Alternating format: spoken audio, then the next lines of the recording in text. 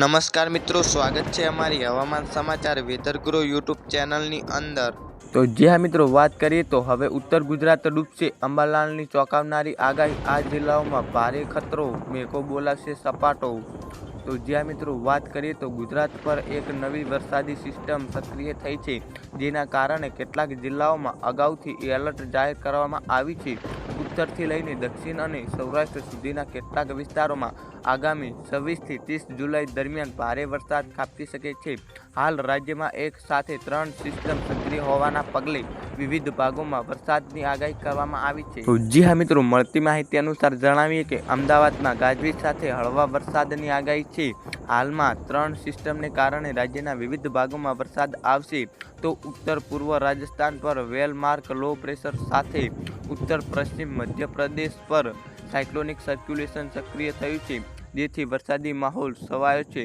રાજ્યના 7 જિલ્લાઓમાં yellow alert જાહેર કરવામાં આવ્યું છે, જેમાં બનાસકાંઠા, સાબરકાંઠા, મહેસાણા, પાટણ, ગાંધીનગર, અરવલ્લી, મહીસાગર અને પંચમહાલનો સમાવેશ થાય છે। તો જી હા મિત્રો, અંબાલાલ પટેલની ફરી એકવાર ઘાતક આગાહી સામે આવી છે। અંબાલાલ પટેલે જણાવ્યું હતું કે આજથી 2 દિવસ રાજસ્થાનના, ગુજરાતના સંલગ્ન ભાગોમાં ભારેથી અતિ ભારે વરસાદ થશે।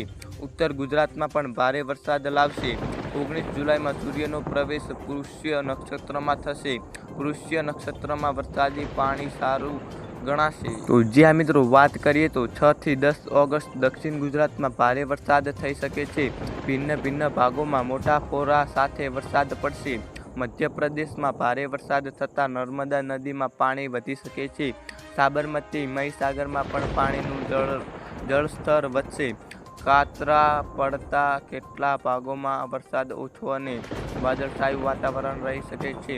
અંબાલાલ પટેલનો દાવો છે કે 22 જુલાઈ બાદ હવામાનમાં પલટો આવવાની શક્યતા છે, જ્યારે 24 થી 30 જુલાઈ દરમિયાન અતિ ભારે વરસાદની શક્યતા અંબાલાલ પટેલ દ્વારા વ્યક્ત કરવામાં આવી છે।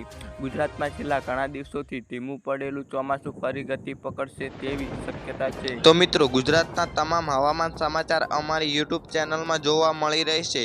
તો મિત્રો, હવામાન સમાચાર જોવા માટે અમારી ચેનલને સબસ્ક્રાઇબ કરી લેજો।